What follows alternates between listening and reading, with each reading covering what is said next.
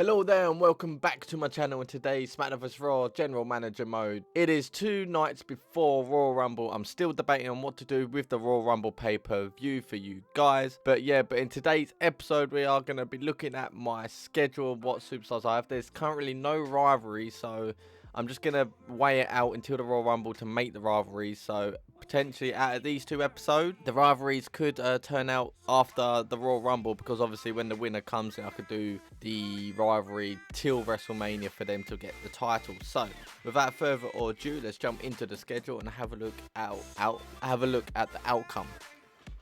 So then, kicking off on Heat is going to be Kane versus Cole Quinn, so he can get a win, and then RVD against Chris Kong, so he can get the win. If they both lose, then hell, I don't know what to do. And then we're going to go on the main show on match number 1 to be Rebel Dragon versus Gregory Helm. It's one of them for the Rumble where you just have to mix it up a little bit. So these matches are going to be randomized for me to put up. And then match number 2, Mickie James and Trish Stratus. We know that rivalry will happen until WrestleMania. I just need to get the money in, like I always say every episode, like I have there in the advertisement promo. With a breath in my lungs. And then we've got Batista versus Ken Kennedy, which I thought I'd just throw it in there because Batista's not happy, but Kennedy's alright, so this way you can get a win. Match number 4, newly tag team, I'm thinking of Shelton Benjamin and Paul Burchill. So yeah, I'm thinking Shelton Benjamin and Paul Burchill will be a good choice there against Joe Mercury and Nitro, but not putting the title on the line. I'm going to slander the promotion, so I'm going to try and get Smackdown to be slandered, because they did it last week with rumors and it worked, so I'm going to do it back. Then we got The Rock versus Carlito, and then the main event, Eddie Guerrero versus Rated RKO. I don't know what you think about this one, but I thought Carlito has a little shot here, so if I keep boosting him up, because he has won against the WWE champions, like Batista was it at the time, wasn't he? And then he beat him, so I thought I'd give him a go against The Rock, so we'll see. But let's advance and see the outcome of my show this Boston Monday Night Raw. Right then, so we've got Cole Quinn beating Kane. Now, that's not good for Kane not to be happy. And RVD beats Chris Kong, which is good. So next week, I'll probably have to put Kane against Chris Kong because he lost. But Cole Quinn coming out of the win, that's ironic and weird.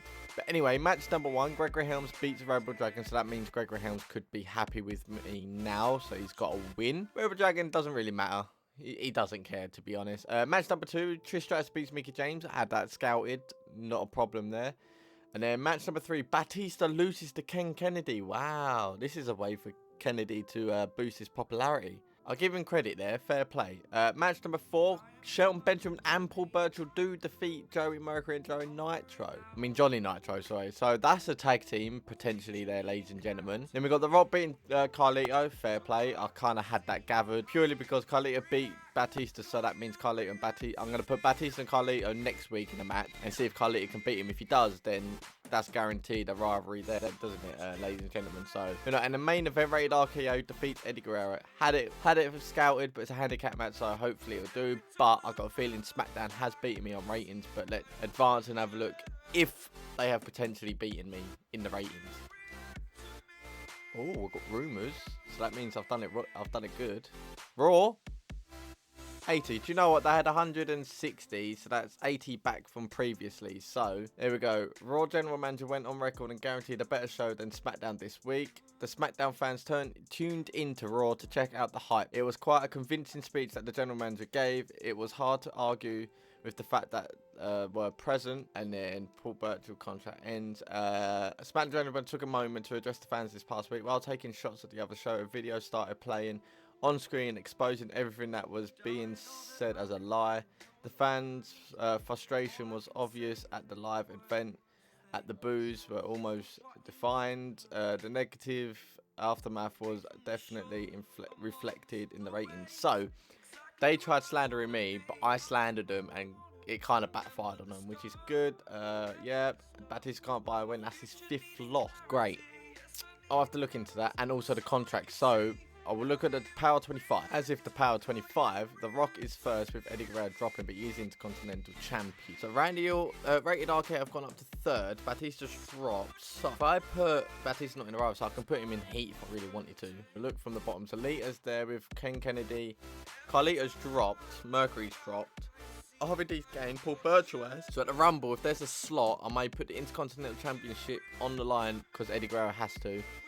with the men that are 6th and lows. So it might be a battle royale. It'd be Gregory Helms, Nitro, Kane, Birchill, and RVD in the mix. I may even put Carlito in there. I'm not too sure there, ladies and gentlemen. But The Rock is still first, which is good, and Eddie in second. So he's Intercontinental Champion, so that's given both of them the boost in the popularity, which is very decent. Trish Stratus deserves a Women's Championship now, considering she's 4th in the list. And then on SmackDown, I've got Rey Mysterio, DX, Mick Foley, and Melina's there. So it's a shame that I can't bring Melina in, because it could be Melina and Trish Stratus in the rivalry, but John Cena's dropped, Undertaker's dropped, and Kurt Angle's just gaining. He's only just under. Maybe I should look at the emails and see if anyone wants to jump ship. No, it's just all contracts expiring, which I will deal with now. Right then, I want to sign Kane for longer. Good. And I do want to sign Paul Burchill because I may have potentially found him a partner. And then RVD also. And then Lita will be leaving at the end of her contract, with, as well as Chris Kong and Cole Quinn.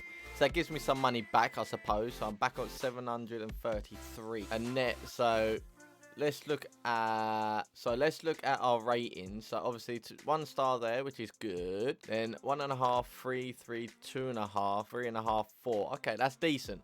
A well-built show there, ladies and gentlemen. That's not bad. I'm impressed with that one. And then SmackDown, obviously no velocity. They had a 2.5, 3, 3.5, 3.5, 4. So they did a well-built show as well, which some of their bookings is very strange. But at the end of this episode, I will look at their popularity on their roster to see what I can do with mine and balance it out if I can, but it's going to be highly unlikely there. Didn't look at my roster. We got Batista, who's unsatisfied. Been losing. How about little GM? Yeah, but you're going to be against Cole Quinn, mate. Don't you worry.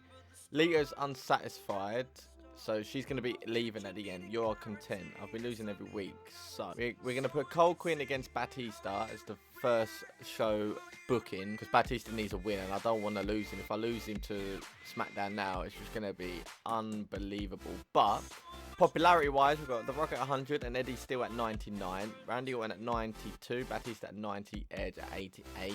So when Batista gets the win, I could put a rival between him and Edge, I suppose. Trish Stratus gone up to 80, Gregory Helms and Johnny Nitro at 80, Kane and Carlito. So realistically, these two in a rivalry, and then Edge and probably could put Edge and Helms in a rivalry, or could put Edge and Kane to boost Kane up, and then Helms and Nitro in a rivalry because of the tag team. So I could potentially do Gregory and probably Kane. I could do that, to be fair. Carlito and Paul could be in a rivalry. See, these rivalries could be handy. Ooh, 71. Okay.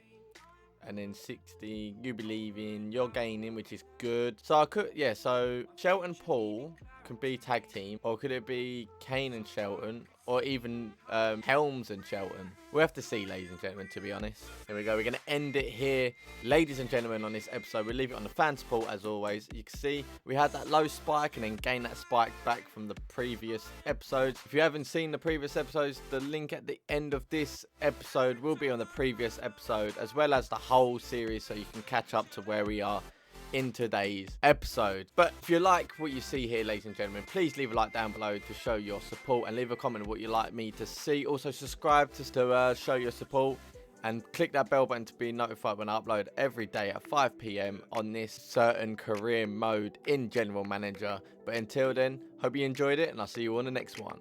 Peace.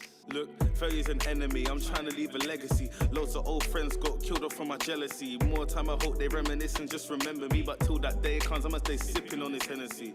Cause right now, everything is moving backwards. See your success, see they greeted it with laughter. So right now, you can keep all of the drama, cause I'ma get W's before, during and after.